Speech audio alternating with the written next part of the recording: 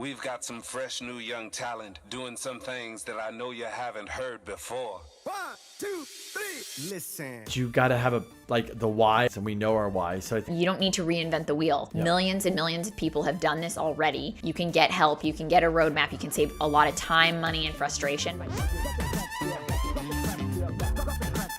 Welcome to the Value Add Podcast with K&K.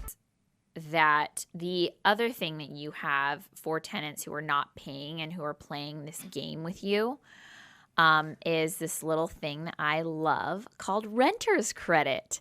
So if you're a landlord, you can sign up for renter's credit, which means that you can actually report a tenant's timely or late rent payments on their credit report.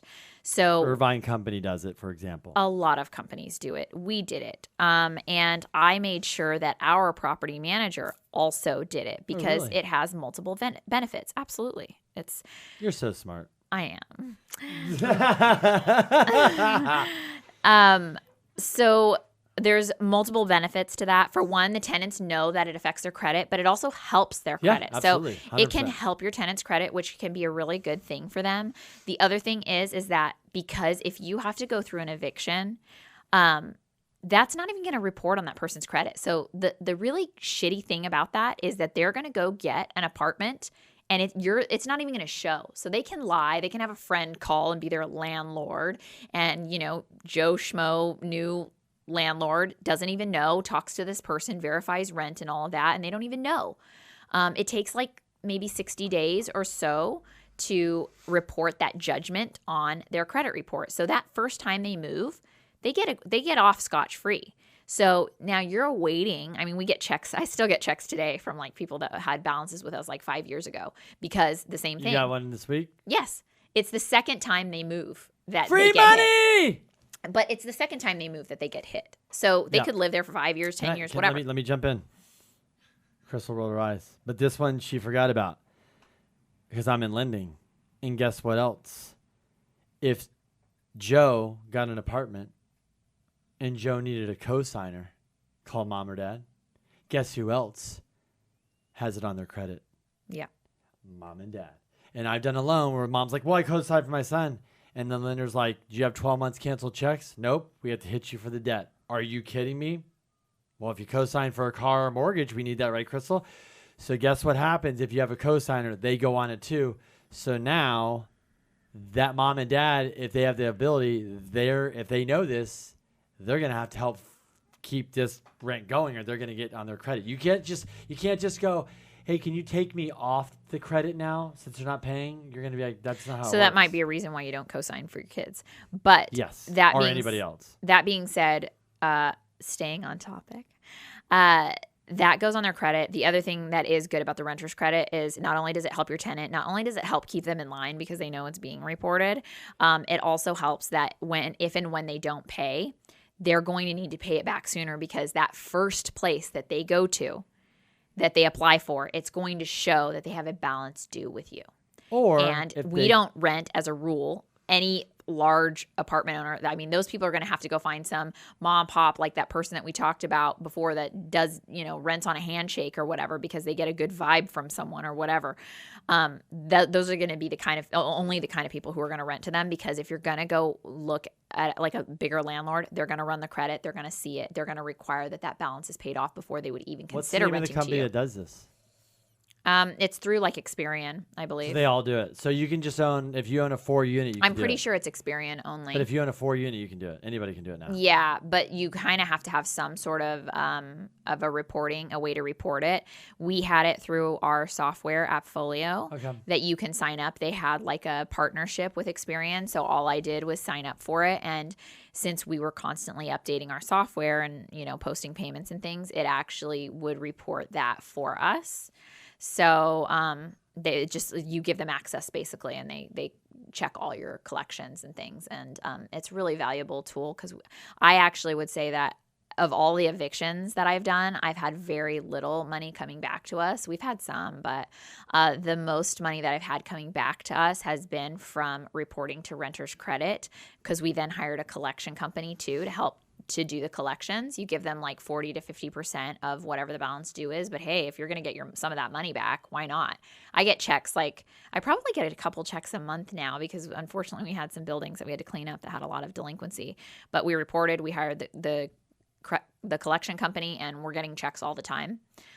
So it's definitely worth it to do, because I've heard that from a lot of small landlords before. They'd say, oh, well, I'm not going to get the money back anyways. It's just gone. And it's like, I consider it gone, but that doesn't mean I'm not going to still try. It doesn't cost me any money until somebody pays. I get a split from that debt. The other collector. thing too is if that person, which has happened in one of our cases, one person called Krystle up and said, hey, Krystle, oh my God, I got this thing on my credit. It was like $5,000. And they're like, I'm trying to buy a home. And the lender says, I have to pay it off, but I need to get this removed off my credit because it's hindering me. So if I pay you off, will you give me a deletion letter? And Krystle gladly said, sure. You give me the $5,000, I'll gladly send you a deletion letter. And there you go. It actually was a cosigner situation. It was mom cosigned for the son. The son didn't pay. And the mom was trying to do something else, and she reached out to me and paid the balance for her son, who she'd probably never co-sign for again. And we did give the deletion letter. But so those are some scenarios. I think it's definitely income that you shouldn't count on, but you should definitely try to go after. Renter's credit is really big. I would definitely recommend getting signed up with that. Cool. I think that's really good. That's smart. I wasn't thinking about that one in the arsenal. See, that's why you have me. Yep. That's why she gets paid the big bucks. Yep. I'm trying to think like what else, I mean, we kind of call this a renter's credit. Like I know everybody wants to talk about it and get into the drama of it. And they, want to, the politicians and this. And honestly, like I said, is I would love to have somebody come on here locally or whatever and just have a conversation with the politician that, whether it's the new thing that you have to take pets or people shouldn't pay rent or you charge too much for rent, or we should be easier on them. I think renters in California, speaking, they have it pretty good where they have more of the rights than we do, So, but it's I get it. If somebody's there and they're abusing it it's frustrating, it's irritating. But, I think like moving forward, just as this COVID's going to change a lot of things in our lives and businesses and how we do things, like Krystle's saying is if you're re-renting to somebody like right now, you should implement this immediately. If your property management company is not doing this, they should implement this immediately. Because like Krystle was saying before, if you get somebody out and you put somebody new in, how do you know, even though you've did the fact checks, you did just, how do you know they're not going to lose their job in 3 months and they can't pay? But if you have that pressure and they know it's on their credit, trust me, it changes the whole game. And I think a lot of renters, it just keeps people honest. Get away with stuff because it's not on their credit. Just my opinion. 100%, because this is a common issue. I mean, I've talked to plenty of owners who do this. You have a problem tenant in your building and they're wreaking havoc, whether they're not paying rent or they're causing problems or they've damaged the unit, and you just want to get them out, right? So you negotiate to get them out, and they go apply at different places to get an apartment. And what are you going to do? Tell the prospective landlord that they were a terrible tenant? Or are you going to say, no, they were great, and let them go be their problem? Unfortunately, that happens because that landlord is just like, get them out of my life. And if they can't get approved for an apartment, they can't get them out of their building. So they go ahead and give them a glowing, paid on time, great tenant. And now you've inherited this pain in the neck person. So we all need to do our part and report to credit, run credit reports, all of that. And if you don't do that, then you're just kind of making it so that this person's winning and you're kind of hurting landlords. You're hurting your fellow landlords. So you need to kind of do all this. It's a great point. Like you said, you need to run this like a business, like everything else. Look, if you buy a house, if you buy a car, you have credit cards, student loans, unsecured lines. If you go get financing for jewelry, for furniture, the list goes on. They put it on your credit. And so if you go buy another car and you screwed over one car company, if they do give you a loan, let's just say the interest rate's not going to be pretty. And if they do, and a lot of times once you screw over one company like Ford or something, they might not ever give you another loan again for a long, long time. And so I think Krystle's right is how can we fight back? how can we do something? Or how can you just minimize your risk? No, what I mean is fight back as we feel helpless. We feel like this is conduct yourself like a business. Start do things like a business. Like Krystle says, if you're used to not vetting somebody properly, shame on you for letting them in your building. If you're used to entitling tenants for like, I let them pay whenever and do whatever and run amok, that's hard to take somebody that's been doing that for a while and then basically bring them back and say, this is a building. You need to pay on time. You need to act accordingly. Not to mention that when you take them to court, a lot of times the judge will say, you allowed them to pay late every month. And you can't just change the rules because you woke up one day and decided to start doing it right. Yep. It's not as easy to go back. That's why you treat it like a business from day one. Yeah, and I think that's why you have a lease. And that's why it says if you pay by this past this date, you're late. And that's why you hold them to it. And that's why there's, things in the lease which they have to abide by. And that tenant, when they leave your establishment or your building and they go somewhere else and they cause a muck, I'm not saying it's your fault, but nobody's doing anything to help these situations. Like if everybody were to do and conduct business how they're supposed to when they own property, I can tell you what, it would keep the apartment owners a lot more honest. It would keep politicians and people off our back because they know this, and it would also keep tenants more honest. But they would be almost, it's like, it's just the system works itself. If they pay late, it goes on their credit. If it ruins their credit, they want to need a car or credit card, it's going to be a problem for them. Shitty credit, I can tell you right now in these days, is not helping anybody. Credit is more important than anything. Like even when loans are pricing out. With bad credit, like some lenders are like, we don't even want anybody with a credit score under 700 or higher. We don't want them. Or 700 or low, they're pricing. You're getting so hit hard on the interest rate for regular. I see it. As soon as COVID hit, it changed.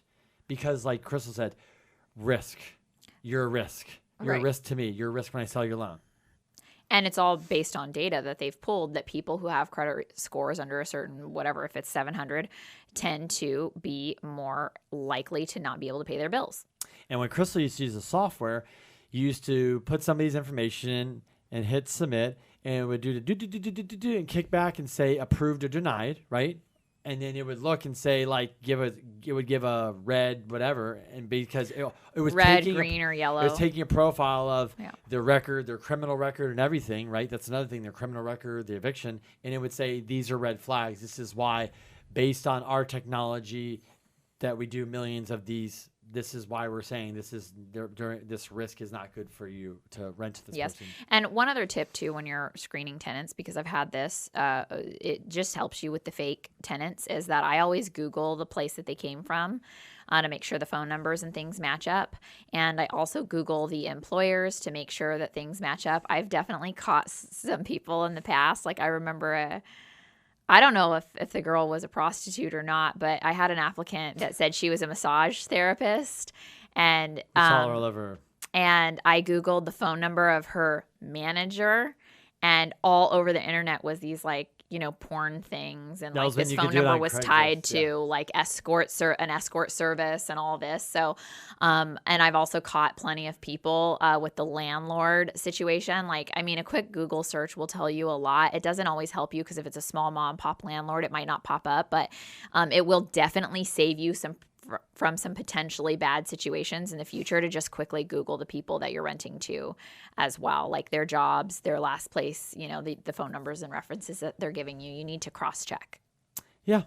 So that's it. K&K, that's what we got. I think, honestly, we'll get, as we go more down this road with this, we will know where we stand.